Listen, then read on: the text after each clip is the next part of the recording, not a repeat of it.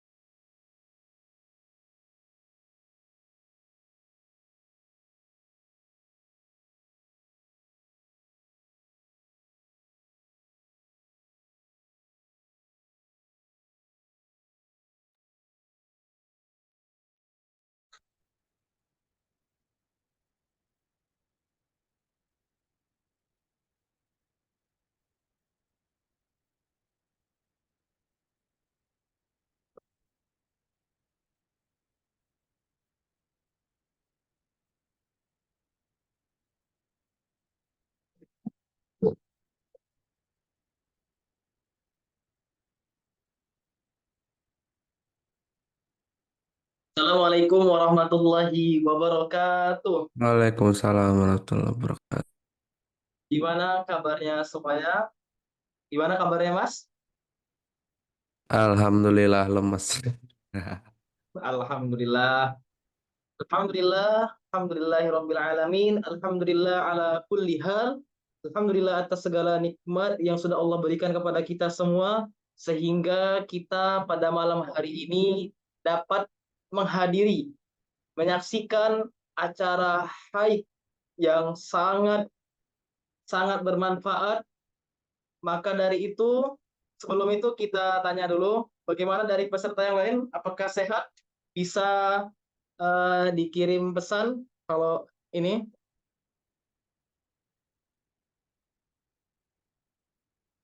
gimana kabarnya malam hari ini?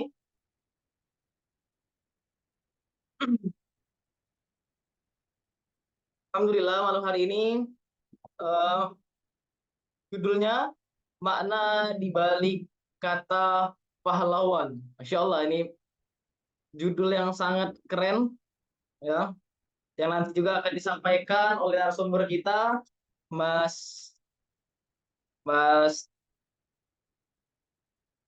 Mas Afik Bramasta. Terima kasih yang sebesar-besarnya saya ucapkan kepada teman-teman yang sudah menyempatkan hadir.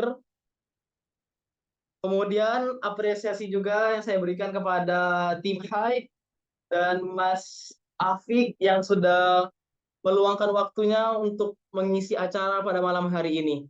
Nah, malam ini kita akan menyelami suatu tema yang sangat bagus, yaitu makna tentang pahlawan. Nanti kita akan berdiskusi, nanti akan mendengarkan penyampaian dari narasumber kita, Mas Afik Pramasta, yang insya Allah nanti apa yang beliau sampaikan kita perhatikan agar menjadi ilmu bagi kita semua. Sebelum itu, agar acara pada malam hari ini menjadi keberkahan, marilah bersama-sama kita buka dengan membaca basmalah. Bismillahirrahmanirrahim. Tanpa berlama-lama lagi, marilah kita sambut narasumber kita yang sangat istimewa, yakni Mas Afik Pramasta. Selamat malam, Mas Afik. Malam. Alhamdulillah. Kepada beliau, waktu dan tempat kami persilahkan. Oke. Eh, Bismillahirrahmanirrahim. Alhamdulillah wassalatu wassalamu ala Rasulillah wa ala alihi washabihi ajmain amma ba'du. Jumpa lagi kita malam hari ini. Sebelumnya sehat semua ya. Semoga kakak yang Alhamdulillah. hadir malam hari ini sehat semua ya. Nah, qadarullah nih saya habis ini nih, habis tumbang kemarin ya. Untung nggak jadi opnam kemarin. Cuma dikasih obat pulang doang gitu. Ya, tapi eh jaga kesehatan ya karena ini cuaca tambah nggak jelas ya. Nih sekalinya panas-panas banget, sekalinya hujan-hujan banget gitu ya. Oke, salam salam semoga senantiasa tercurah kepada junjungan kita yang baginda dalam Nabi Allah Muhammad SAW dan juga kepada keluarganya, para sahabat dan para pengikutnya hingga akhir zaman dan semoga kita termasuk ke dalam orang-orang yang diberikan syafaat di akhirat kelak. Baik, kakak semua yang dirahmati oleh Allah Subhanahu wa taala, sebelumnya hatur nuhun, terima kasih yang sudah menyempatkan waktunya malam hari ini. Dan by the way, malam hari ini tuh tema dan tanggalnya nih ngepas gitu. Kenapa? Karena 10 November tuh ya kita sama-sama pahami diperingati sebagai Hari Pahlawan gitu ya. Dan ada banyak hal yang bisa kita bicarakan tentang makna hero atau pahlawan gitu ya. Yang dimana sebenarnya ada banyak hal yang jadi unek-unek saya sebenarnya soal apa namanya soal makna pahlawan ini gitu. Karena bisa dibilang bahwa eh, kata pahlawan itu seringkali disalahartikan, tidak hanya tidak hanya sering disalahartikan tapi juga eh sering juga kemudian bahkan orang nggak ngerti sebenarnya definisi dari hero itu sebenarnya apa gitu ya atau pahlawan itu. Nah, maka dari itu kita akan coba bahas pada malam hari ini gitu ya. Nah, tapi sebelum itu mungkin saya mau tanya-tanya dulu nih ya ke kakak semua yang hadir nih. Kalau mendengar kata pahlawan atau mendengar kata hero, kira-kira yang ada di benak kakak-kakak semua tuh apa? Atau siapa? Atau momen apa? Gitu. Mungkin Kak Bintang apa yang ada di benak Kak Bintang kalau mendengar kata pahlawan atau hero? Seorang yang berjasa. Suara yang berjasa. Oke. Mungkin yang lain mungkin bisa ditulis di kolom komentar, di kolom chat. Kira-kira kalau dengar kata pahlawan atau dengar kata hero tuh kira-kira ingat apa gitu. Nah, mungkin kalau yang masa kecilnya itu suka nonton film animasi, mungkin kita akan diingatkan dengan karakter Marvel gitu kan. Ya, yang superhero-superhero gitu kan. Atau mungkin genre superhero-nya bukan superhero ala Marvel mungkin ya, mungkin superhero ala DC atau ala apa gitu-gitulah. Atau mungkin yang agak sedikit apa ya, yang agak sedikit eh genrenya mungkin lumayan cukup rame tuh hero-hero ala Jepang gitu lah. Walaupun emang nggak banyak sih gitu ya. Oke, tapi yang jelas ketika kita mendengar kata hero gitu ya, pasti yang di benak kita adalah ya orang yang punya apa jasa gitu loh, orang yang paling berjasa lah. Sebentar.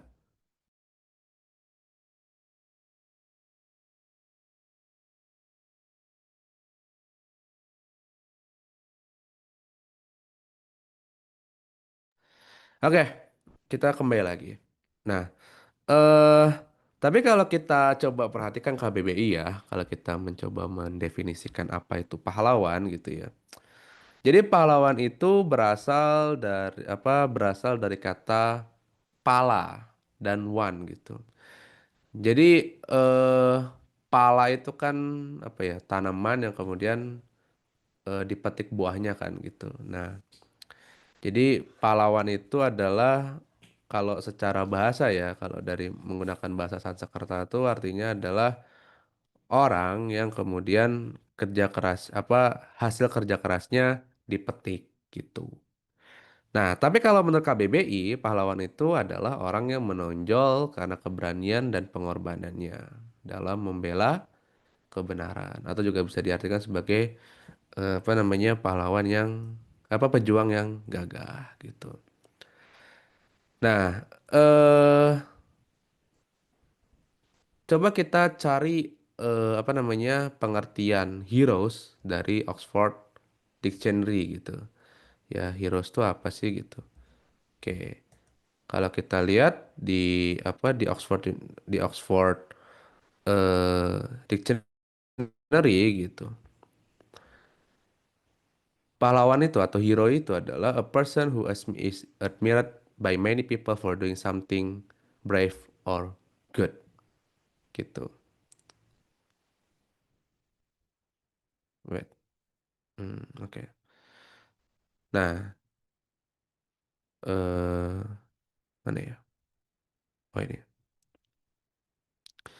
Nah, jadi hero itu atau pahlawan itu menurut menurut Oxford Dictionary adalah seseorang yang dikagumi banyak orang karena melakukan sesuatu yang berani atau sesuatu yang baik gitu. Jadi ketika seseorang itu melakukan sesuatu yang sifatnya keberanian atau sesuatu yang bisa dibilang apa ya, punya dampak gitu, maka dia akan disebut sebagai pahlawan. Nah, pertanyaannya teman-teman, eh apakah hari ini kita itu sudah benar memahami makna pahlawan gitu? Karena teman-teman pasti merasa bahwa selama ini yang selalu kita definisikan sebagai pahlawan itu adalah seseorang yang punya dampak besar gitu, yang bisa mengubah keadaan. Nah, itu pahlawan. Kalau kita nonton banyak serial superhero gitu, orang-orang seperti orang-orang figur-figur seperti Superman, kemudian Spider-Man itu kan adalah orang-orang yang dianggap mampu mengubah keadaan sosial gitu. Ya, mengubah pengaruh gitu. Orang yang punya pengaruh yang bisa mengubah keadaan gitu. Itu kan definisi dari pahlawan yang kita pahami bersama gitu kan. Nah, oh, oke. Nah, pertanyaannya, apakah memang pada hakikatnya demikian? Nah, ternyata enggak gitu kan. Tapi BTW, ini karena kakak-kakak semua nih baru pada datang nih ya. Alhamdulillah, terima kasih sudah hadir gitu. Nah, mungkin Nana mau minta advice dari kakak-kakak semua. Kalau kakak-kakak semua mendengar kata hero atau pahlawan gitu, kira-kira kakak-kakak terpikirkan apa? Atau siapa? Atau peristiwa apa? Mungkin bisa disampaikan di chat ya. Oke. Eh bisa dituliskan ya di kolom komentar. Kira-kira kalau mendengar kata pahlawan atau mendengar kata hero tuh teringat akan apa atau siapa atau momen apa gitu ya. Orang Halo. tua, oke. Jawaban yang sebenarnya template tapi pada faktanya begitu. Bener. Oke. Ada lagi mungkin perjuangan pahlawan. Oke, ya. Apalagi ini ngepas banget ya karena kita membahasnya ketika 10 November gitu ya. Ya gitu. Kalau aku pejuang Islam sih Kak, Muhammad Al-Fatih. Muhammad Al-Fatih. Oke. Oke. Nah, apalagi? Coba kira-kira kalau mendengar kata hero atau pahlawan tuh keinget apa? Gitu. Ya. Kalau apa ada satu narasi yang dibikin sama pemerintah ketika mereka menyikapi soal sejumlah tenaga kerja wanita yang bekerja di luar negeri gitu, disebutnya sebagai pahlawan devisa gitu. Walaupun sebenarnya juga apa eh, hal yang sangat-sangat miris gitu ya ketika perempuan yang fungsinya sebagai umun warabatul bait justru apa mengambil peran yang nggak seharusnya gitu. Apalagi kalau dia masih punya suami gitu kan, yang suaminya harusnya menafkahi keluarganya gitu justru malah yang menafkahi si perempuan atau si istrinya gitu kan. Udah mah begitu kerja di luar negeri pula gitu kan, kerja di luar negeri tanpa mahram. Ah, selesai sudah gitu kan, kayak gitu. Nah, oke. Oke, sebenarnya kita punya definisi yang banyak soal pahlawan gitu ya. Nah, tapi teman-teman pernah nggak sih merasa bahwa sebenarnya para pahlawan yang kita sebut namanya itu yang hari ini orang abadikan orang abadikan namanya dalam penganugerahan gelar pahlawan yang kita anggap sebagai pahlawan itu mereka tuh bukan orang yang datang serta-merta gitu ya. Ya, kayak misalnya tadi Kak Bintang nyebut nama Muhammad Al-Fatih gitu. Apakah Muhammad Al-Fatih itu ujuk-ujuk turun dari langit kan kagak kan gitu kan. Ya enggak. Nah, tapi sosok dari Muhammad Al-Fatih sendiri itu adalah sosok yang dibentuk gitu ya. Sosok yang dibentuk dalam sebuah pendidikan, dalam sebuah lingkungan yang terkondisikan dalam apa namanya hal-hal yang kemudian dibentuk gitu yang akhirnya membentuk seorang Muhammad Al-Fatih gitu kan. Atau kita ingat misalnya siapa Jenderal Sudirman gitu yang selama ini selalu dianggap sebagai pelopor dari perang gerilya gitu. Nah, eh dari seorang Sudirman yang apa namanya belajar militer dan akhirnya kemudian bisa menjadi Panglima TKR yang memimpin apa perlawanan negeri ini terhadap Belanda pasca deklarasi kemerdekaan gitu. Itu kan apa sesuatu yang nggak serta-merta gitu kan nggak ada ceritanya Jenderal Sudirman ujuk-ujuk turun dari langit kan nggak dong gitu ya. Atau misalnya siapa kita sebut misalnya Kiai Haji Hashim Asy'ari yang kemudian menggelorakan resolusi jihad tanggal 22 Oktober. Makanya 22 Oktober kenapa diperingati sebagai Hari Santri gitu kan. Nah, itu bagaimana beliau itu apa namanya belajar dari satu ulama ke ulama lain sampai harus mengembara ke Mekah kalau nggak salah gitu. Dan apa namanya beliau tuh kalau nggak salah satu seperguruan dengan Kiai Ahmad Dahlan gitu. Jadi sebenarnya secara sanad ilmu antara NU dan Muhammadiyah itu tuh satu sanad sebenarnya.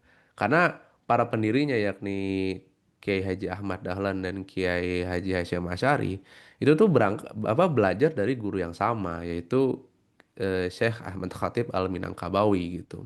Di waktu mereka di Mekah gitu. Bahkan Buya Hamka juga satu guru dengan mereka gitu. Nah, sampai akhirnya kemudian apa mendirikan Nahdlatul Ulama sebagai ikhtiar beliau untuk melawan kesyirikan gitu. Nah, apakah beliau adalah orang yang tiba-tiba turun dari langit kan enggak kan gitu kan. Nah, maka dari itu apa kita harus ingat bahwa pahlawan itu bukan orang yang serta-merta muncul. Bukan orang-orang yang tiba-tiba turun dari langit kayak Mister Bean gitu, turun nah enggak bukan. Ya mungkin kalau orang mungkin buat teman-teman yang sempat nonton Mister Bean itu kan tiba-tiba ada lampu gitu terang ke bawah terus tiba-tiba ada orang jatuh pek gitu kayak alien gitu kan. Kayak gitu-gitulah. Nah, tapi mereka ini adalah orang-orang yang emang dididik Pak gitu kan. Dididik dididik untuk jadi sesuatu gitu. Nah, eh selain itu juga kalau kita ngomongin soal pahlawan itu tidak pernah ada pahlawan dalam definisi kita ya, nama-nama pahlawan yang kita sebut tadi itu yang berdiri sendiri ya. Mari kita membayangkan seandainya Muhammad Al-Fatih sebagai seorang figur pemimpin itu bahkan tidak dipercaya oleh wazirnya, anggaplah begitu. Ya, tidak dipercaya wazirnya, tidak dipercaya panglima militernya, tidak dipercaya rakyatnya, tidak dipercaya pasukan militernya, coba apa yang terjadi? Ya, Muhammad Al-Fatih itu ya akan jadi orang biasa, kayak gitu, ya. Atau misalnya siapa? Soekarno gitu, yang dianggap sebagai pahlawan gitu ya. Mungkin ini agak sedikit perdebatan, tapi ya saya tidak mau memanti perdebatan itu. Jika seandainya Soekarno waktu itu kemudian tidak mendapatkan backup atau dukungan dari banyak pihak untuk membacakan apa ya proklamasi kemerdekaan Indonesia gitu. Kira-kira apakah proklamasi itu akan terjadi? Ya jawabannya ya enggak gitu. Kayak gitu. Atau misalnya siapa yang kita anggap sebagai figur pahlawan? Orang tua bahkan gitu. Apakah orang tua kemudian bisa apa ya, berdiri sendiri untuk kemudian mengasuh kita semua? Enggak. Semuanya tuh butuh dorongan gitu kan. Ya, kalau orang tuanya adalah pegawai, berarti atas support tempatnya bekerja, atas support bosnya, atas support teman-temannya gitu. Kalau kalau orang tua kita adalah entrepreneur, berarti atas support apa namanya klien, atas support pegawai, atas support lingkungan dan lain-lain gitu. Jadi tidak ada kemudian pahlawan yang bisa berdiri sendiri gitu. Makanya kenapa gambaran-gambaran pahlawan seperti Superman dan lain-lain yang kemudian mereka berdiri sendiri gitu, yang bisa melakukan segalanya sendiri itu sebenarnya gambaran yang menyesatkan gitu. Dan teman-teman semua, kalau kita ngomongin soal figur hero gitu, kalau kita ngomongin figur hero yang dibentuk Barat ya, yakni soal Superman dan sebagainya, kita mungkin akan ngeh bahwa sebenarnya figur-figur yang dibuat Barat soal pahlawan itu sebenarnya adalah gambaran mereka akan jaminan hidup aman. Kenapa? Karena hal itu yang nggak bisa mereka dapatkan sekarang, terutama di Amerika, gitu. Karena kita harus ingat bahwa di Amerika itu ada banyak hal yang kita bisa confirm itu sebagai hal yang membuat hidup kita tuh secara jaminan keamanan tuh minim. Apa contohnya? Salah satu contohnya adalah legalnya senjata api gitu. Jadi di sana itu kan senjata api kan legal ya gitu. Bahkan event pelajar pun juga ada yang punya senjata api gitu. Dan sudah berapa banyak gitu ya kasus-kasus nyawa melayang begitu saja akibat kebebasan kepemilikan senjata api ini gitu. Bahkan kalau kalau teman-teman semua ingat gitu, dulu saya lupa kapan itu pernah ada seorang pelajar yang dia memberondong sekolahnya dengan senapan gitu, yang diduga bahwa pelakunya ini adalah seorang korban bullying gitu. Dan apa namanya karena dia jadi korban bullying dan dia udah nggak tahan gitu ya, maka dia merencanakan untuk memberondong sekolahnya dengan senjata api kayak gitu, dengan senapan. Dan itu menjadi salah satu hari paling mencekam di sana gitu ya, kayak gitu. Nah, eh bahkan kalau di daerah-daerah di daerah-daerah yang didominasi oleh, mohon maaf mungkin ini agak sedikit rasis.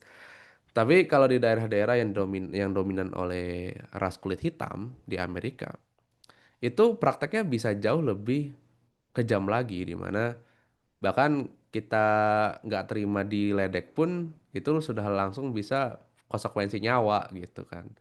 Karena ya itu tadi senjata api itu legal di sana. Kayak gitu. Cekcok dikit pucuk pistol muntah gitu kan, memuntahkan peluru dan akhirnya mati di tempat. Kayak gitu. Nah, maka dari itu sebenarnya kalau kita mencoba mendefinisikan hero itu apa, hero itu sendiri ya tadi sudah benar. apa yang teman-teman semua sebut nama-namanya gitu. Tapi secara definisi kita bisa mendefinisikan bahwa pahlawan itu sendiri adalah figur yang outstanding gitu. Figur yang menonjol perannya dengan apa namanya didukung dengan hal-hal yang mendukung dia supaya dia outstanding gitu. Di balik seorang penampil yang di balik seorang ustadz yang eh, memberikan tablik bagi jamaahnya yang bisa menjawab banyak pertanyaan, itu akan ada banyak hal-hal yang mensupport dia gitu. Guru-gurunya, ilmunya, kemudian lingkungan belajarnya gitu. Seorang yang berprestasi tentu juga banyak hal yang mendukungnya, orang tuanya, lingkungannya, etos kerjanya kayak gitu-gitu. Makanya kenapa jangan sampai kita itu memimpikan akan figur-figur pahlawan dan sebagainya, tapi kita tidak mengusahakan agar figur itu bisa hadir gitu. Atau bahkan di antara kita ada yang ingin seperti itu, itu boleh-boleh saja gitu kan. Bahwa kita punya anggap impian buat jadi pahlawan dan sebagainya. Tapi menjadi pahlawan itu eh gini, pahlawan itu bukan tujuan, guys. Ya, pahlawan itu bukan tujuan. Pahlawan itu cara, ya. Pahlawan itu bukan tujuan, pahlawan itu cara. Cara kita untuk bisa punya kontribusi terhadap eh manusia, terhadap umat, terhadap masyarakat kayak gitu-gitu. Orang yang menginisiasikan perbaikan jalan itu bisa disebut pahlawan. Tapi apakah dia kemudian berharap bahwa dia jadi pahlawan kan kagak gitu kan. Gitu. Seorang ayah yang pontang-panting kerja gitu kan, kemudian untuk menafkahi anak dan istrinya, apakah dia berharap bahwa dia menjadi pahlawan? Enggak. Jenderal Sudirman yang rela kemudian bahkan ketika beliau tuh tahun 40 berapa habis kemerdekaan itu memimpin perang apa gitu lupa itu beliau sakit. Lalu apakah beliau dalam benak beliau pernah terpikir bahwa saya akan jadi pahlawan? Enggak, guys. Kayak gitu. Nah, apa makanya kenapa jadi pahlawan tuh bukan tujuan. Jadi pahlawan tuh hanya cara atau bahkan jadi pahlawan tuh bahkan cuma kayak semacam bagian dari bumbu-bumbu kehidupan aja gitu. Makanya kenapa jadi pahlawan tuh jangan dikejar gitu. Karena ketika kita itu mengejar agar orang-orang menyebut kita sebagai pahlawan, justru disitulah kita kemudian missing missing tujuan hidupnya gitu. Karena eh, harusnya kita itu memang hidup untuk bermanfaat bagi orang lain, tapi kita justru mengejar agar kita diakui sebagai pahlawan. Padahal berbuat baik itu atau kemudian punya manfaat bagi manusia itu adalah kewajiban sebenarnya dalam tanda petik ya. Rasul sendiri kan pernah bersabda, khairun nas anfa'uhum linnas. Sebaik-baiknya manusia itu adalah yang bermanfaat bagi manusia yang lain gitu. Jadi pahlawan itu bukan tujuan. Pahlawan itu bisa jadi cara, bisa juga jadi ya bumbu-bumbu kehidupan aja. Dan pahlawan itu kan selama ini kan hanya sebagai label kan. Nah, pertanyaannya apakah kita harus mengejar label itu? Enggak. Ya gitu. Justru orang yang ngejar label itu adalah orang yang nggak ikhlas, orang yang yang tujuan hidupnya tuh receh gitu. Karena seseorang yang tulus mengabdikan hidupnya untuk sesuatu yang sifatnya amal ibadah, kebaikan, tanpa dia mengejar stempel dan gelar itu, orang sudah akan menggelari dia gitu. Ya gitu. Apakah Abdurrahman bin Auf itu dengan kedermawan itu mengejar gelar sebagai darmawan? Enggak, gitu. Apakah kemudian eh, Umar itu kemudian bersikap tegas agar orang menggelari dia sebagai orang yang tegas? Enggak juga. Apakah Utsman apa namanya dia kemudian dermawan itu agar orang menggelarinya dermawan? Enggak. Jadi eh stempel-stempel atau gelar-gelar yang diberikan pada kita tuh pada dasarnya ya bumbu-bumbu kehidupan aja. Kayak gitu. Makanya kenapa orang-orang yang kita sebut sebagai pahlawan itu mereka tidak pernah mengejar atau tidak pernah mengklaim dirinya sebagai pahlawan. Justru orang-orang yang mengklaim dirinya sebagai pahlawan justru sebenarnya bukan pahlawan. Gitu ya. Justru orang ngaku-ngaku gitu kan. Dan mengaku-ngaku kemudian kontribusinya minim, nggak ada malah gitu kan. Kayak gitu. Nah, makanya teman-teman yang harus kita ingat ya bahwa orang-orang yang kita sebut tadi itu adalah orang-orang yang hidupnya memang untuk kebaikan, hidup untuk kebaikan, hidup untuk apa? Untuk mengabdikan dirinya untuk kebermanfaatan bagi manusia secara keseluruhan dan mereka sendiri bukan orang yang mengejar stempel-stempel itu. Sudirman tuh kalau seandainya beliau hidup lagi, mungkin beliau nggak akan mau disegelari pahlawan. Ulama-ulama yang hari ini apa ulama-ulama yang sudah mendahului kita semua ketika mereka apa mungkin ketika mereka hidup lagi mungkin mereka akan menolak untuk diberi gelar pahlawan gitu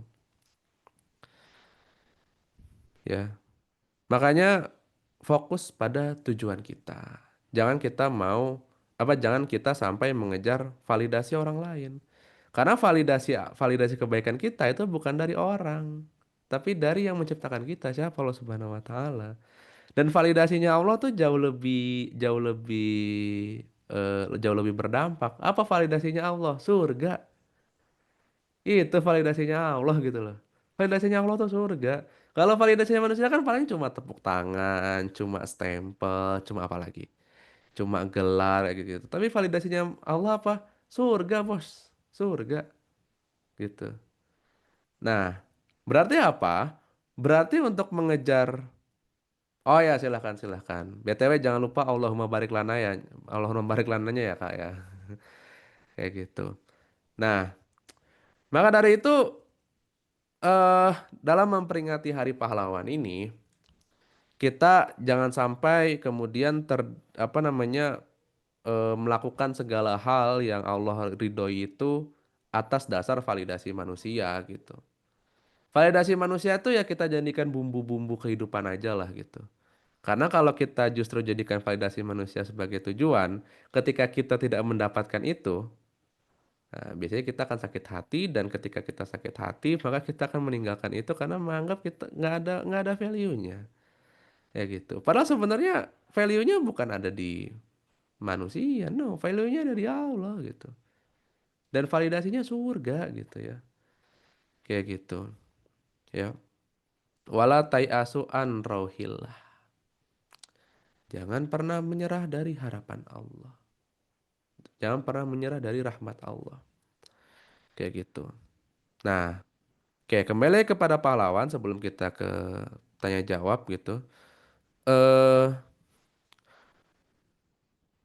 mari kita dalam peringatan Hari Pahlawan ini, mari kita fokus untuk melakukan apa yang bisa kita lakukan. Gak perlu yang muluk-muluk, mari kita kerjakan dari hal-hal kecil. Karena Rasul sendiri menyukai sesuatu yang kecil tapi konsisten daripada yang besar tapi cuma sekali. Gitu, ya. Baca Quran satu halaman tapi konsisten itu lebih baik daripada satu juz tapi cuma sekali. Gitu. Ya. Ngasih makan kucing apa ya sisaan makanan tapi itu setiap hari itu lebih Allah suka daripada ngasihnya whiskas satu karung tapi cuma sekali. Kayak gitu. Ya. Oke. Semoga bermanfaat dan mari kita lanjut ke sesi tanya jawab. Anak kembalikan ke Kak Bintang. Insya Allah apa tadi yang sudah disampaikan oleh Mas Bram tadi semoga bermanfaat bagi kita dan bagi teman-teman. Di sini sudah ada satu dua tiga empat lima enam, delapan sudah ada 8 akhir. Bagi teman-teman yang ingin bertanya atau ingin berdiskusi, kami persilahkan bisa langsung on mic atau kalau misal malu bisa dari kirim pesan. Ada Mbak Eva, ada Mbak Ane, ada Mbak Fatima, ada Mbak Haib, ada Mbak Izatul, ada Mbak Mawar, ada Mbak Hati, sama ada Mbak Wulan. Sekaligus memperingati Hari Pahlawan, mungkin ada yang ingin ditanyakan yang berkaitan dengan pahlawan, terutama pahlawan Islam.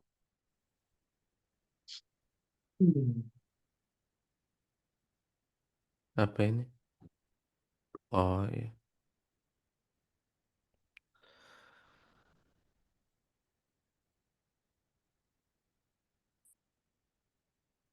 Atau mungkin dari Kak Bintang dulu ini. Sambil kita nunggu. Nah, itu ada dari Mbak Mawar. Apa tuh? Mbak Sorry. Mawar, Kak, Oh, ya kepada monggo Mbak Mawar bisa langsung on mic atau kirim pesan. Assalamualaikum, Kak. Kak, suara Waalaikumsalam saya, warahmatullahi wabarakatuh. apakah suara saya terdengar jelas? Alhamdulillah terdengar. Alhamdulillah jelas. Tafadhol Mas Ya. Sebelumnya makasih ya Kak Bram sudah menjelaskan materi kita pada kali ini. Dan saya tertarik mau menanyakan Kak, ini kan dalam masalah kepahlawanan ya. Gimana menurut pandangan Kak Bram tentang orang-orang yang fanatik dan menganggap suatu tokoh itu sebagai pahlawan di mana tokoh itu pun berbuat yang buruk gitu. Jadi paham nggak Kayaknya maksud tahu nih pertanyaannya? arahnya kemana. Nah, itu gimana Kak dalam Agak menang pinggir jurang. Agak pinggir jurang. nggak dipahami. Makasih. Iya, iya. Jadi Cukup kakak ini kirim. ceritanya mau ngebahas Soeharto gitu ceritanya. Atau mau bahas siapa? Bahas Jokowi. Atau lebih spesifik pahlawannya. Enggak. Apa? Hmm, Enggak Bisa ini. jadi di zaman dulu dan zaman sekarang. Ini sebenarnya kakak Kak Mawar sebenarnya ragu-ragu ini buat nyebut. Tapi ya sudahlah kita sebut saja. Nggak apa. Oke, soal fanatisme ya gitu. eh Pada dasarnya ya Kak, fanatisme dalam hal apapun tuh adalah sesuatu yang nggak baik, ya. Even dalam hal kebaikan ya, gitu. Fanatisme dalam kebaikan tuh juga nggak baik loh Kak. Kenapa? Karena Allah sendiri tuh bilang bahwa jangan melampaui batas. Dan aspek yang bisa membuat seorang melampaui batas salah satunya selain cinta adalah fanatisme, Iya benar, Bas. kayak gitu. Ya, eh apakah kita boleh misalnya kita jangan ke figur yang buruk dulu lah, figur yang baik dulu aja deh. Kita misalnya cinta sama ulama nih, cinta sama ulama, Mm-mm. ya. Tapi apakah cinta ulama tuh baik-baik gitu kan? Apa kita cinta ulama kemudian ada pahalanya? Ada gitu kan. Baik itu mencintai sesama muslim maupun mencintai orang yang memiliki ilmu. Tapi pertanyaannya ketika kemudian ulama ini anggaplah eh, punya satu sikap atau satu statement yang keliru. Apakah kemudian kita kemudian harus membela dia gitu, membela beliau Mm-mm. sebagai ulama? Ya nggak perlu gitu. Justru yang harus kita lakukan kalau emang kita cinta adalah dengan mengkritik. Mm-mm. Iya, benar. Mengkritik, menyampaikan nasihat atau menyampaikan usulan gitu. Advice bahwa apa yang beliau sampaikan itu keliru. Nah, itu untuk tokoh yang baik. Apalagi tokoh yang buruk. Kayak gitu. Nah, jadi Kak Mawar dan kakak-kakak semua, tidak ada hal yang bisa dinilai baik dalam hal fanatisme. Even dalam sesuatu yang kita anggap baik, gitu. Apalagi sesuatu yang buruk gitu kan. Yang apa namanya, ada seorang diktator atau seorang pemimpin zolim atau seorang apa penggagas ide buruk yang kemudian dipuja-puja gitu. Nah, kemungkinannya tuh mereka satu karena mereka pahamnya itu kan orang fanatik itu kan ibaratnya kayak semua pintu pintu nasihat itu kan tertutup rapat ya buat orang-orang yang fanatik gitu ya. Semua fakta yang terang benderang tuh kayak tertutup buat mereka gitu. Ya, bisa jadi taunya itu atau kedua emang fanatik gitu. Ya, kayak gitu. Jadi ya intinya Kak, jangankan untuk seseorang atau sesuatu yang baik, sesuatu yang buruk. Sesuatu yang baik aja bahkan nggak boleh ada pintu fanatisme. Apalagi sesuatu yang buruk. Kayak gitu ya. Semoga menjawab Kak. Terima kasih. Gimana dari Mbak Mawar terkait tadi apa yang disampaikan oleh Mas Bram?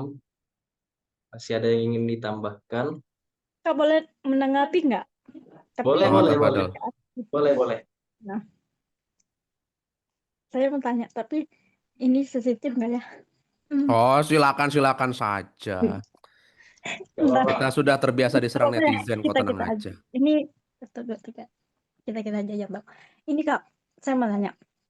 Apa tuh? Menurut kakak proklamasi atau kan pernah heboh ya tentang undang-undang gitu ya.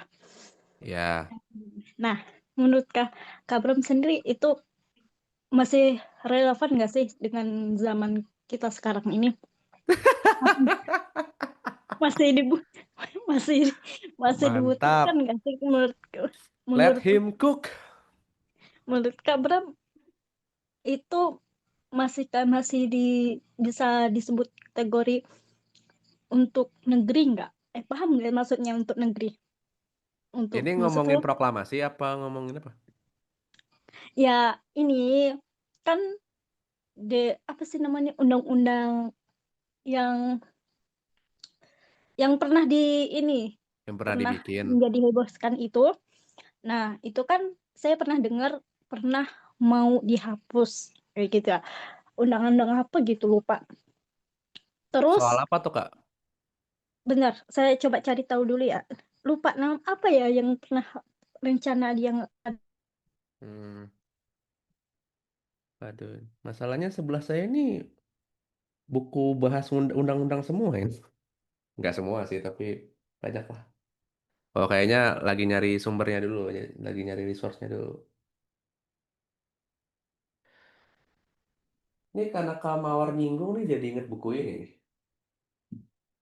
Nah, ini nih. Ini buku yang nggak pernah saya pamerin ini sebenarnya. Kenapa? Karena saya iya, takut. iya, oh iya ini Kak. Ini Apa tuh?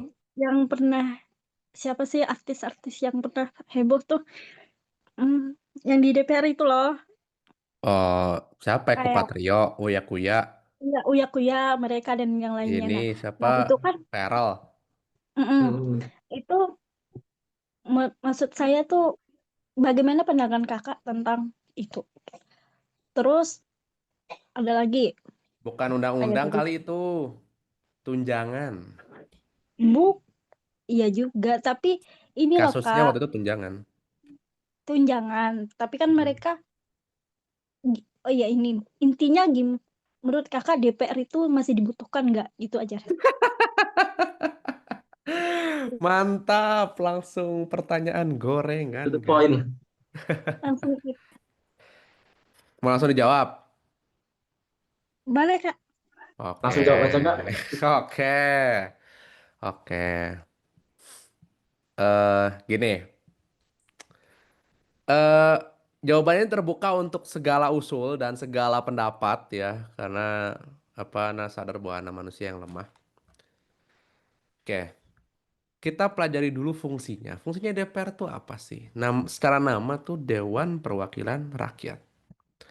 Jadi lembaga atau badan yang tugasnya secara umum mewakili masyarakat. Nah, mewakili masyarakat dalam hal apa? Dalam sistem demokrasi itu yang apa namanya aturan itu yang bikin adalah kita sendiri. Nah, tapi kalau banyak orang bikin aturan pasti nggak jadi dong. Nah, supaya jadi terorganisir, caranya gimana? Caranya dibikin lembaga perwakilan, lembaga khusus, yang dimana diisi oleh orang-orang yang dianggap mewakili masyarakat. Oke, kita situ dulu. Itu fungsi pertama. Fungsi kedua adalah mewakili suara masyarakat. Itu. Itu fungsi secara formalnya ya, secara formalnya mungkin bisa dicek di banyak kitab-kitab undang-undang atau bisa dicek di banyak buku-buku. Sekarang pertanyaannya, apakah masih relevan atau tidak? Oke. Sekarang kita kembali ke fungsinya. Pertanyaan pertama yang harus diajukan adalah apakah secara fungsi itu benar atau tidak? Jangan ditanya berfungsi apa enggak dulu, tapi ditanya benar atau tidak. Nah, fungsi pertama ini jelas keliru. Kenapa keliru?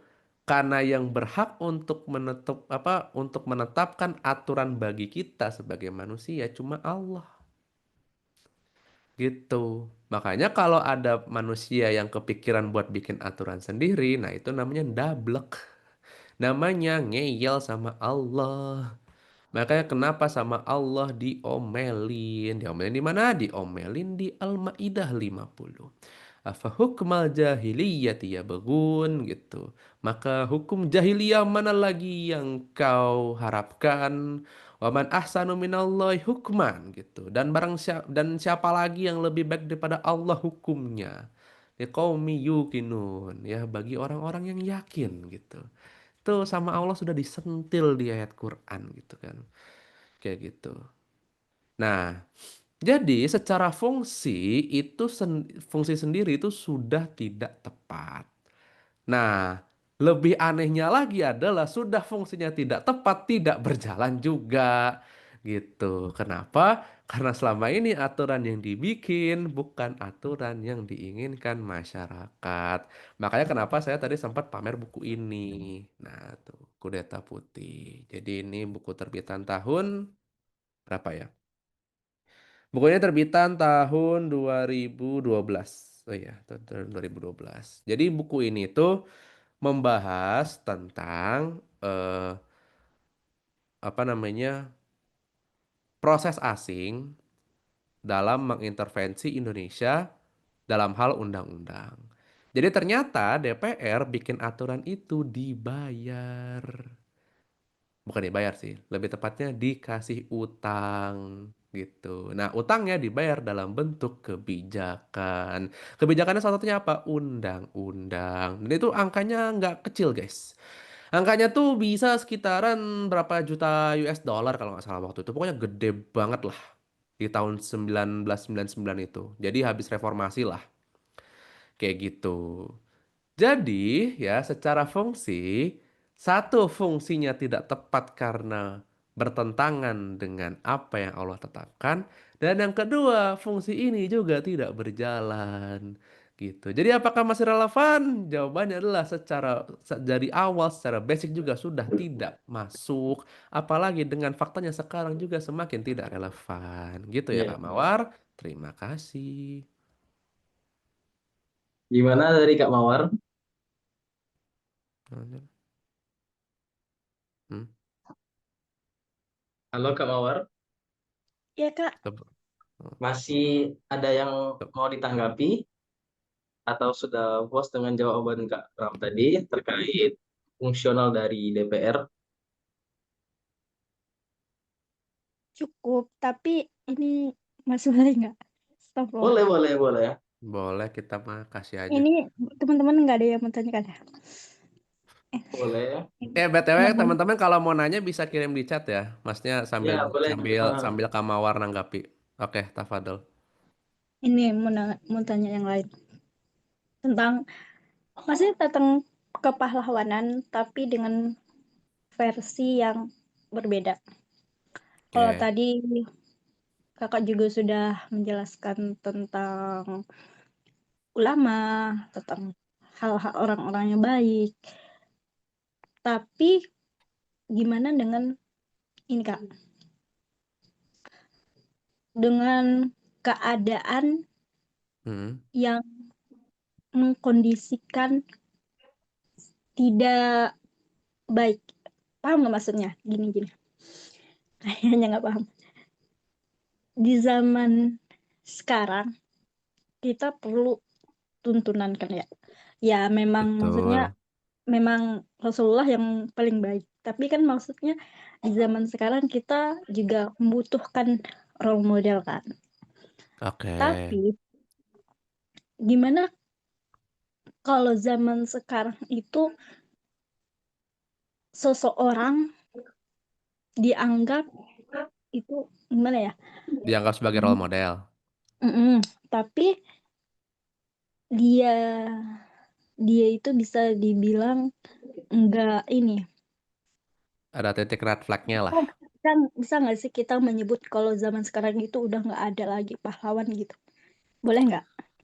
Hmm, Di zaman eh kalau pakai definisi kalau pakai definisi KBBI atau definisi Oxford sih sebenarnya masih ada, tapi bukan yang outstanding gitu loh. maksudnya gimana? Bukan yang benar-benar apa kelihatan yang menggelegar, yang apa namanya mengubah keadaan secara terstruktur masif gitu. Kayaknya sampai sekarang belum ada. Kalau tipikal yang kayak begitu. Jadi bisa dikatakan zaman sekarang di zaman kita ya maksudnya Gen Iya, Z kan ya masih Gen Z kan ya. Nah iya, itu tentang 2001. nah itu masih bisa nggak sih dikatakan ada seseorang pahlawan atau bisa kita jadikan yang benar-benar untuk kita anggap pahlawan gitu. Karena saya merasa Hmm, di zaman sekarang ini semakin maju, semakin mundur. Semakin maju teknologi, semakin mundur. Menurut saya ya. Tapi nggak tahu juga menurut menurut kakak. Gitu. Jadi menurut saya apa yang mau diharapkan dari orang-orang di zaman sekarang latar meskipun kelihatannya dia baik gitu ya. Kita nggak menghakimi ya, tapi maksudnya apakah hmm, benar-benar bisa dikatakan seseorang itu pahlawan di zaman modern yang saat ini? Kalau zaman hmm, dulu mungkin lah ya, mungkin karena iya, bentuk perjuangannya, bentuk nyatanya itu ada, perbuatan hmm, nyatanya itu kita kelihatan seperti Muhammad Al-Fatih itu kan hmm, aksinya benar nyata gitu. Ataupun hmm, ulama-ulama seperti Buya Hamka dan yang hmm, lainnya di zaman itu iya, kelihatan gitu. Tapi kalau sekarang kan udah nggak kelihatan gitu, Kak. hmm, Nah, hmm. gimana menurut Kakak tentang pandangan ini? Oke. Gini Kak Mawar. BTW Kak Mawar, apa namanya? Tadi Kak Mawar kan nyinggung soal zaman sekarang yang kemudian apa ya? Apa zamannya maju tapi kok kelihatannya mundur gitu. Nah, itu sebenarnya orang barat sendiri menganggap itu, Kak. Nah, ada yang tahu ini nggak? Band The 1975, The 1975. Ada yang tahu nggak? Yang lagunya terkenal About You. Enggak, saya nggak tahu, Kak, kalau soal. Oh, nggak tahu. Oke, di sini ada yang tahu nggak? Mungkin bisa ngacung atau mungkin bisa kasih tanggapan di chat coba. Kira-kira yang tahu nggak band The 1975? Lagunya kayak pernah denger tapi nggak Iya, tahu ini. About You.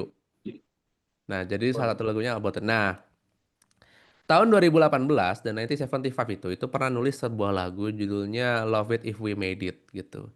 Dan ini adalah bentuk kritik sosial mereka terhadap terhadap modernitas yang tujuannya katanya sih modernitas itu kan hadir untuk memajukan umat manusia kan. Nah, tapi menurut mereka modernitas itu justru malah apa membuat peradaban manusia semakin mundur gitu.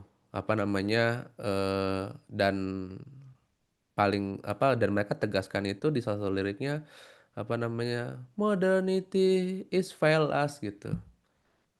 Dan lalu ditutup dengan refnya yes I love it if we made it gitu. Jadi kita tuh apa ya? Ketika kita berhasil menjalani fase modernitas yang rusak ini gitu dan kita berhasil melewatinya itu kayak prestasi gitu loh. Karena saking rusaknya zaman sekarang. Oke, tapi kita balik lagi ke tadi. Nah, Kamawar, apa yang kita dapatkan dari sejarah tapi nggak bisa kita dapatkan. Sorry, apa sesuatu yang nggak bisa kita dapatkan dari sejarah? Kira-kira apa coba? Sesuatu yang yang nggak bisa kita dapat dari sejarah. Ada yang tahu?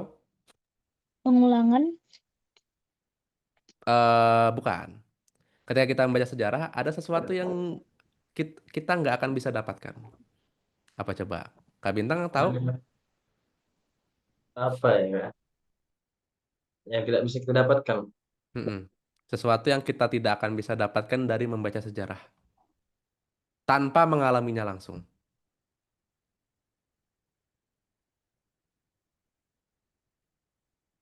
Apa ya? Gampang, jawabannya adalah detail. Detail. Hmm, Detail.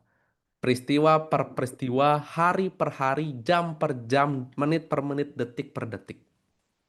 Itu yang nggak akan bisa kita dapat dari sejarah. Makanya kita kadang membaca figur-figur yang ada di sejarah itu menarik, bagus dan sebagainya. Tapi pernah nggak kita menyadari bahwa figur-figur yang kita baca itu mereka juga bisa salah? Nah, itu yang kita kadang lupa ketika membaca sejarah, gitu. Jadi kita apa kayak semacam mengidolakan sosok-sosok yang ada di sejarah, tapi kita lupa bahwa mereka sebagai manusia juga bisa salah, ya. Apakah Muhammad Al-Fatih nggak pernah buat salah? Pernah, fatal lagi, ya. Soal kekuasaan loh itu kesalahannya, sampai akhirnya mandatnya Muhammad Al-Fatih dia kembalikan lagi ke bapaknya Sultan Murad, kayak gitu. Nah, hal-hal kayak gitu yang kadang kita itu lupa untuk mencerna itu, bahwa mereka figur-figur yang ada di sejarah itu yang kita kagumi itu sebagai manusia juga bisa salah. Nah, berarti caranya gimana dong? Nah, makanya kita perlu punya standar, dan standar itu juga kita gunakan ketika kita menilai konteks hari ini dan konteks masa lalu. Nah, standar itu apa? Tentu saja standar kebenaran menurut Allah Subhanahu wa Ta'ala yang sudah digariskan melalui Al-Quran dan As-Sunnah. Gitu. Nah, sehingga apa? Sehingga kita dalam menilai seseorang, baik itu seseorang yang ada di masa sekarang maupun ada di masa lalu, itu kita punya sebuah penggaris yang tetap, punya tolak ukur yang tetap. Kayak gitu. Nah, kalau tadi Kak Mawar secara kritis menyebut bahwa hari ini tidak ada figur, ya pada dasarnya memang hari ini untuk menemukan figur-figur itu ya memang sulit. Apalagi kita punya standar ideal, nah itu semakin sulit lagi. Nah, tetapi kalau Kakak Mawar memutuskan untuk mengidolakan seseorang di zaman sekarang, maka jangan lupa bahwa Kakak Mawar harus punya standar dalam menilai siapa yang Kakak idolakan. Gitu. Ya, tidak ada manusia yang tidak bisa buat salah. Even Rasul pun juga bisa salah.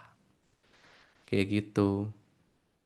Nah, maka dari itu kakak Mawar dan teman-teman semua, eh problemnya memang bukan masalah apakah ada figur atau tidak, tapi apakah kita punya standar untuk menilai figur itu atau tidak, gitu.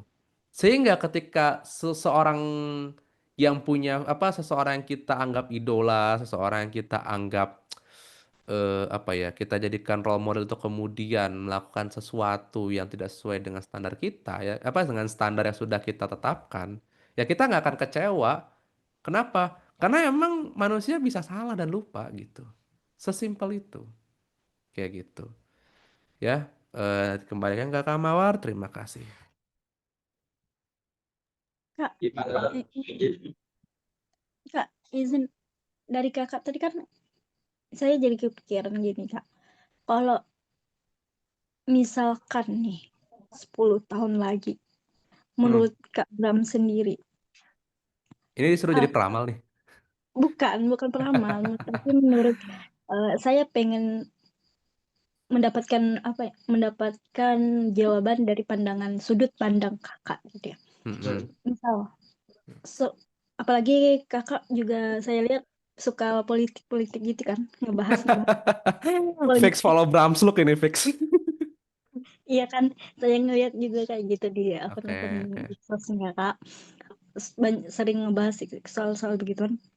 Jadi saya pengen tahu sudut pandang kakak. Misal 10 tahun lagi dengan keadaan kita di zaman sekarang ini yang kayak gini, menurut kakak kita sebagai Gen Z ini apakah bisa untuk menjadi seorang pahlawan di masa yang akan mendatang, Hmm. terlepas itu nanti terlepas itu dari yang beragama ya Kak. Maksudnya kita kan memang Mm-mm. meyakini ntar bakal ada berjaya lagi. Tapi kan maksud saya tuh di Indonesia ini dengan Mm-mm. teknologi ataupun sebagainya, Iya, paham. apakah nanti 10 zaman ini kita akan maju atau mundur? Kalau memang maju, apa alasannya gitu? Hmm. Oke, ini forum ini kritis sekali ya malam hari ini ya. Iya.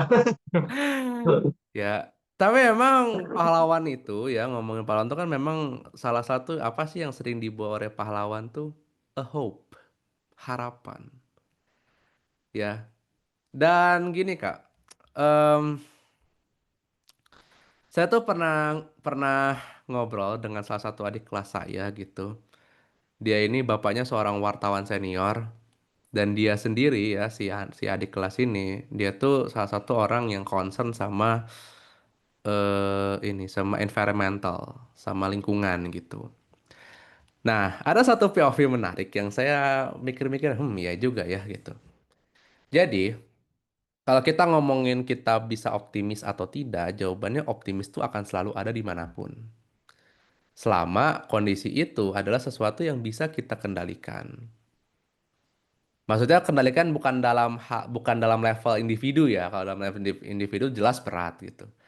Tapi dalam level yang lebih kompleks, dalam level manusia sebagai sebuah koloni atau sebagai sebuah makhluk peradaban gitu. Kondisi-kondisi itu sebenarnya bisa diubah gitu. Nah, optimis itu akan selalu ada dimanapun. Oke, sekarang pertanyaannya cara membangun optimisme itu gimana sih? Nah, optimisme itu cara membangunnya adalah kita menyamakan persepsi dulu nih. Masalah kita apa, lalu sumbernya apa, lalu apa namanya solusinya apa, caranya apa. Nah, nyamain pikiran dulu nih. Nah, apakah proses penyamaan pikiran itu sebentar? Enggak lama gitu. Karena beda beda lingkungan, beda pendidikan, beda asupan informasi, tentu jalan pikirannya beda gitu kan. Nah, maka cara pertama adalah menyamakan pikiran dulu tadi ya. Nah, setelah pikiran itu berhasil di apa namanya kita samakan gitu ya. Pikiran akan masalah dan solusi beserta caranya itu, setelah itu dibuatlah movement, gerakan. Nah, gerakan untuk mewujudkan solusi itu. Nah, dan satu kuncinya Kakak, kalau kalau seandainya gerakan ini mau berhasil, kalau menurut adik kelas saya itu adalah harus konsisten. Harus konsisten. Konsisten pada nilai, konsisten pada waktu, dan harus continue. Nggak boleh putus. Kalau kakak mungkin pernah dengar, ini mungkin analogi ya. Kalau kakak mungkin pernah dengar orang yang terapi pengobatan hepatitis, sekali dia nggak minum obat, prosesnya dari awal lagi. Nah, sama kayak mewujudkan solusi itu juga sama dalam pergerakan itu. Sekali proses itu putus, mulai dari awal lagi. Gitu. Jadi satu, konsisten terhadap ide, konsisten terhadap apa yang mau kita wujudkan, dan yang kedua adalah continue gitu.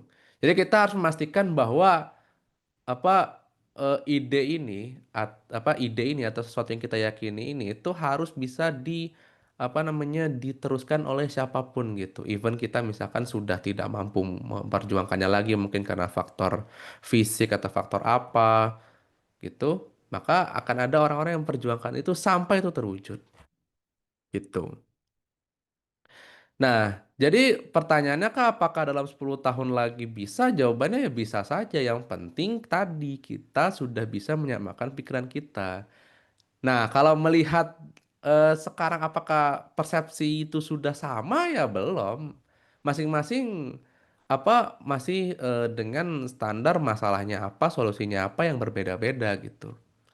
Kayak gitu ya. Jadi eh yang harus kita lakukan untuk sekarang ya menyamakan persepsi itu sih. Itu hal paling simpel yang mungkin bisa Ana sarankan gitu. Dan ya itu jadi tugas kita semua gitu. Kalau kita emang sekarang di forum ini nih anggaplah kita sudah punya persepsi yang sama tentang masalah kita apa dan solusinya apa dan harus ngapain. Ya Jo, sekarang tugas selanjutnya adalah kita membuat orang lain juga punya persepsi yang sama dengan kita. Kayak gitu. Yang akhirnya kita bisa menghimpun apa ya, menghimpun kekuatan yang apa himpunan orang-orang inilah yang kemudian akan melakukan movement atau gerakan. Kayak gitu Kak Mawar. Terima kasih.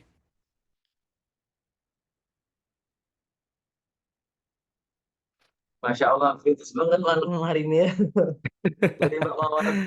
Gimana nih Mbak Mawar? Saya masih penasaran.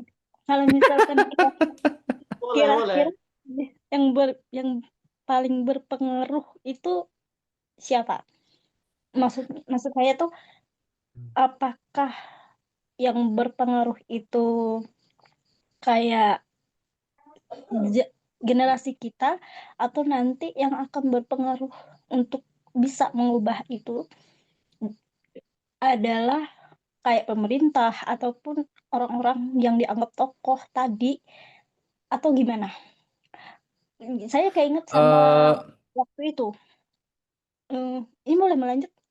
taruh dulu, Saya keinget, lanjut dulu. Tadi anak kira udah beres kayak lanjut dulu oke. supaya utuh Saya konteksnya. keinget sama beberapa tahun yang lalu itu ada peristiwa ini loh Kak, kayak ingat gak sih kabur dulu Oh, ada kabur aja hashtag dulu. kabur, Itu mah iya kabur aja setahun dulu. kemarin.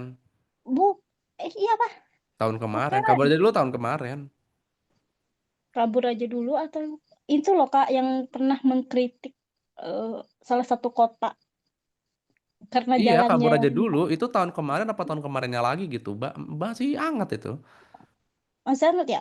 Nah, Masih saya hangat. keinget sama ada satu orang pemuda itu Yang di saya Australia biasa itu kan. iya, terus Hmm. saya Itu mah keinget sama masih hangat tuh kata-katanya mah. siapa gitu, kata Bung Hatta atau gimana tuh ngomong kalau misalkan diberi 10 pemuda itu lebih baik daripada apa, saya lupa kalimatnya gimana, tapi itu gimana menurut kakak kalau misalkan hal yang bisa mengubah itu gimana gitu, maksudnya apa yang akan jadi dan yang bisa mempengaruhi di masa depan itu, apakah generasi, tokoh, atau hal yang lain? Paham nggak maksud pertanyaannya? Paham, paham, paham, paham. Nah, makasih Kak. Maaf ya kalau banyak tanya. Ya, ya, silakan, silakan. Oke, jadi Kak, eh masing-masing itu saling melengkapi satu sama lain. Jadi tidak ada yang berperan dominan gitu.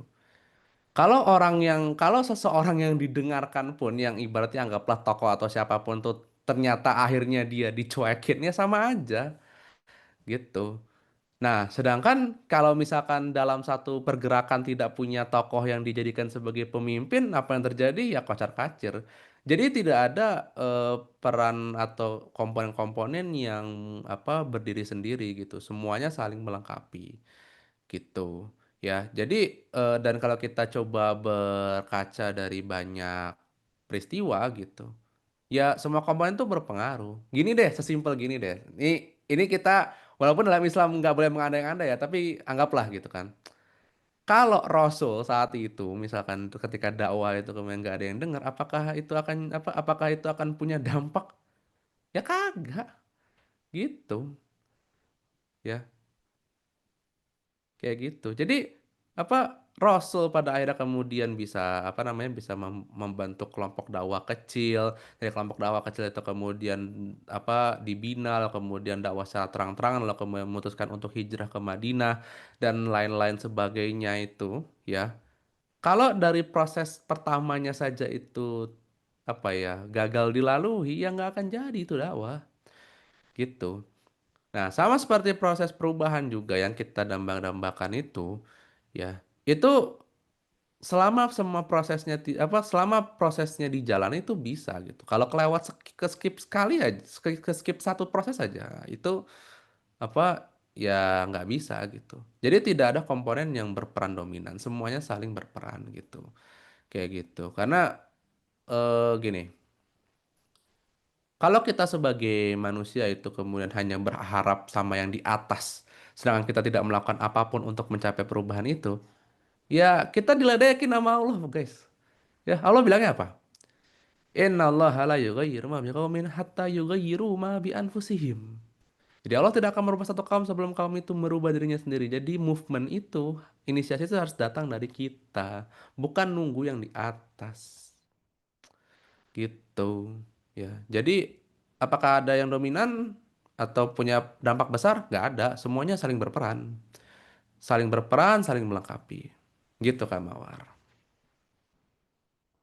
Tadi mana ya casannya? Oh, ini. Paham, paham. Cukup. Terima kasih, Kak, sudah menjawab Oke, semua pertanyaan saya. Masya Allah. Nih, Kritis banget Pak Mawar. tiba-tiba jadi keringetan gini ya.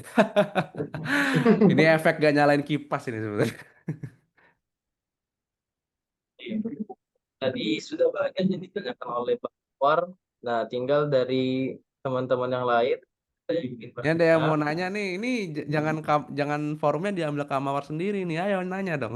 Iya, kita tadi kan saya sampaikan di awal, jadi forumnya itu bertanya, diskusi boleh, berpendapat boleh. Dari Pak Adi, Mbak Eva, Mbak Hati, Mbak Sri, Mbak Wulandari, Ya. Pak Dan Adi. dan kita itu jauh lebih menerima pendapat daripada DPR, guys. Ya, camkan itu. Iya, benar. Camkan itu. Ya, dan saya berani mengklaim itu. Ya. Dan, Kak, sekalian deh, Mau nanya lagi? Boleh, boleh, karena boleh. Kak, Astagfirullah. karena Tidak apa, kata, tidak apa, Mbak. Yang lain juga karena masih belum kakak tadi, bertanya. karena kakak tadi ngomong kita itu lebih menerima pendapat daripada DPR. Jadi saya kepikiran, Apa kenapa tuh? ya Kak? Kita tuh nggak ada, bukan nggak ada ya. Tapi maksudnya, menurut kakak kalau misalkan berandai-andai kan memang nggak boleh ya. Tapi kalau semisal nih, semisal, Apa tuh? boleh nggak sih kalau kita tuh di pemuda-pemuda umur ya nggak Segini. kayak ini itu jadi misalkan kalau misal jadi presiden. Nah, jadi presiden di usia yang muda, menurut kakak apa yang terjadi dengan karena kan yang saya dengar nih gebrakan dari Gen Z itu nggak bisa terduga gitu kan. Terus Betul. ya kan, kalau Gen Z sekarang yang saya lihat juga kayak gitu, nggak ada aja gebrakannya. Nah, kalau misalkan Gen Z mengganti presiden, apakah menurut kakak ada perubahan kemajuan? Oke, jawaban simpelnya adalah tidak. Kenapa? Karena mereka diproduksi oleh sistem gitu. Jadi figur-figur kayak mereka tuh diproduksi sistem. Ya, nggak peduli generasi apa, mereka diproduksi sistem. Dan berapa banyak orang yang secara usia lebih muda dari orang-orang yang jadi jadi pengurus urusan kita hari ini masuk di sistem hancur juga, Iya, benar. kayak gitu. Itu kan kayak pabrik gitu kan. Jadi apa eh pabrik mie gitu ya. Pabrik mie itu apapun bahannya, outputnya apa? Ya mie gitu ya. Misalnya yang dimasukin misalkan tepung ketan jadinya ya mie juga. Yang dimasukin tepung beras jadinya mie juga gitu. Kayak gitu. Jadi apapun barang inputnya ya jadinya ya outputnya ya sesuai apa settingan pabriknya gitu. Nah, eh mau Gen Z yang jadilah, mau Gen Boomer atau bahkan mungkin orang-orang yang hidup zaman dulu kita hidupkan lagi gitu misalnya, ini jokes aja gitu ya. Anggaplah gitu. Tapi kemudian dengan pabrik yang ada sekarang ini ya mau berharap apa gitu kan. Emang settingan pabriknya begitu. Jadi yang harus dilakukan adalah dengan mengubah pabriknya. Kayak gitu. Kayak gitu Kak Maman. Jadi setting Keren. pabriknya ya Kak Maman ya. Saya kan masih awam nih dengan kata sistem. Nah, Hmm. sistem yang dimaksud yang jelas benar-benar ya yang saya tanya tuh kok yang benar-benar jelas itu sistem yang kayak gimana? Yang berlandaskan Islam. eh Sebenarnya gini-gini, enggak apa jangan langsung ke sana. Jadi kita Ya, tuh harus mendefinisikan dulu sebenarnya ya. idealnya tuh gimana gitu. Karena apa ya? eh Keawaman itu kan harus dijembatani kan gitu. Iya. Nah, kalau apa namanya kalau kita langsung jebret itu tapi kemudian keawaman itu tidak dijembatani gitu kan, ya ada kan Benar. misconnecting gitu kan. Iya, Nah, oke. salah paham. Oke, gini. Aduh, ini panjang nih sebenarnya. Ini jadi Gak apa panjang mas, nih. gak apa Harusnya mas. apa harusnya ini sesi khusus sebenarnya, tapi ya sudahlah gitu kan. Karena apa namanya? Karena kakak yang minta baiklah. Oke, gini. Eh Sistem itu berjalan dari konsep dasar. Nah, karena kita ngomongin politik, berarti konsep dasarnya politik itu apa sih? Konsep dasarnya politik itu adalah mengurusi urusan orang banyak. Oke, jadi apa namanya harus kita mulai dari pertama adalah bahwa sistem politik yang benar adalah berangkat dari mindset bahwa politik adalah perihal mengurusi urusan orang banyak. Itu satu. Satu ya, satu. Oke, yang kedua, bicara soal standar. Nah, dalam mengatur sebuah sistem politik itu butuh standar dong, gitu. Kita buat ujian aja punya standarnya gitu. Misalkan jawaban benarnya apa kayak gitu. Atau misalkan seorang dianggap lulus kalau minimal nilainya berapa kayak gitu, gitu kan. Nah, jadi segala hal di dunia ini tuh punya standar, termasuk dalam mengurus politik. Oke, pertanyaannya adalah apa standar politik yang tepat? Oke, standar politik yang tepat itu adalah standar yang bisa mengakomodir semua hal, gitu. Yang bisa mengakomodir semua hal itu adalah yang bisa mengakomodir semua hal tentang manusia itu adalah yang mengerti soal manusia. Siapa pihak yang paling mengerti manusia? Yang paling mengerti manusia tentu adalah Allah Subhanahu wa taala. Kenapa? Karena Allah yang menciptakan kita. As simple as sebuah pabrik HP yang memproduksi sebuah HP tentu tahu dong HP ini spesifikasi apa, pakai RAM apa, kameranya berapa megapiksel, pakai tipe layar apa, operating sistemnya apa, di sana ada aplikasi apa aja dan kompatibel untuk apa saja dan sebagainya. Oke. Nah, lalu pertanyaannya adalah bagaimana jika kita membuat apa namanya sistem politik kita sendiri? Nah, maka itu sama saja seperti si HP ini itu bikin sistem operasinya sendiri. Pertanyaannya apakah bisa? Jawabannya adalah nggak bisa. Yang bisa bikin operating sistemnya adalah yang bikin HP. Betul apa betul? Betul. Oke, nah berarti apa? Berarti berdasarkan dua kriteria tadi, mana yang bisa memenuhi? Yang memenuhi adalah Islam. Kenapa? Karena Islam mengatur kita dari atas kepala sampai ujung kuku kaki, dari bangun tidur sampai tidur lagi, dan dari kita mengunyah makanan sampai urusan bernegara. Gitu. Jadi, apa namanya berdasarkan kriteria tadi, maka sistem seperti apa yang bisa mengayomi itu? Ya sistem Islam.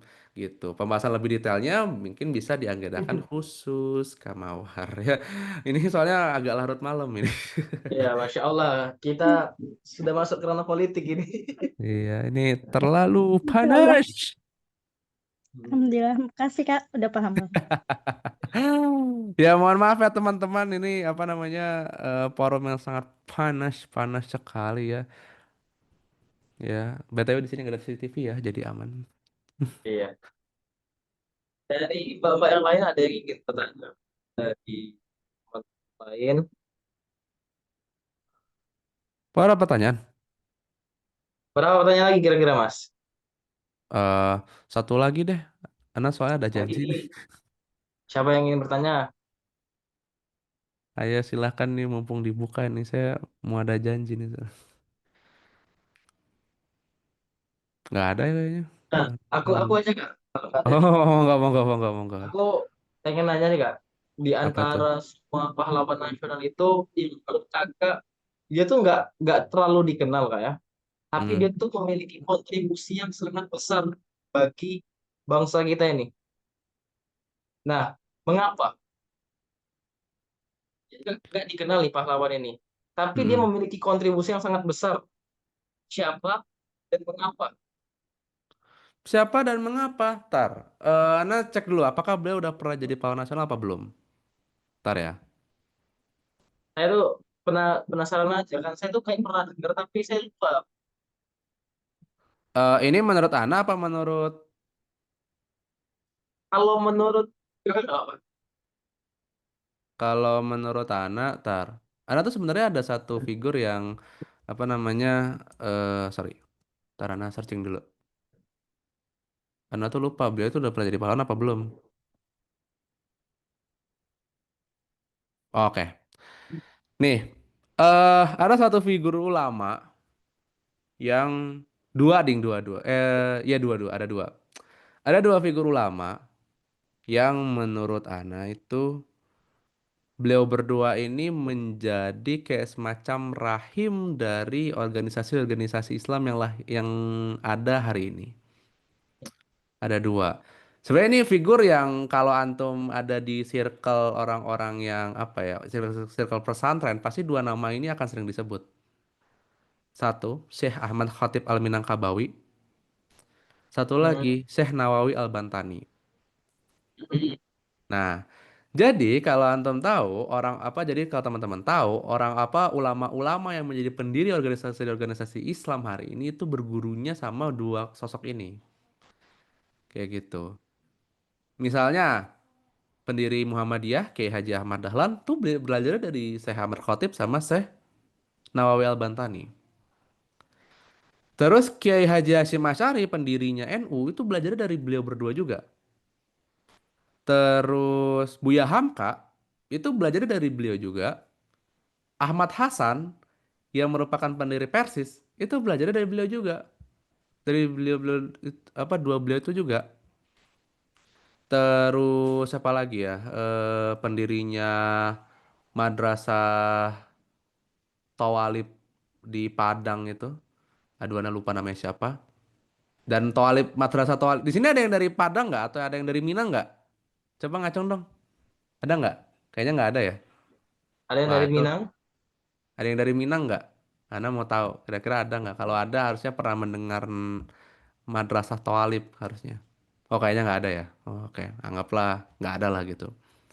Nah, teman-teman mungkin bisa searching tuh kapan-kapan soal apa namanya soal Madrasah Tawalib itu. Jadi Madrasah Tawalib itu adalah salah satu madrasah tertua di Indonesia yang mereka tuh udah menerapkan sistem madrasah modern gitu. Jadi yang tadinya tuh sistemnya perhalakohan tuh jadi sistem pakai kursi gitu, ngadep ke depan gitu. Kayak gitu. Nah, itu pendirinya Thalib itu bergurunya ke dua sosok itu gitu. Kayak gitu. Nah, mungkin orang lupa tapi ya gitu deh pokoknya mah. Apa namanya? Mungkin bisa antum pelajari itu. Kayak gitu. Oke.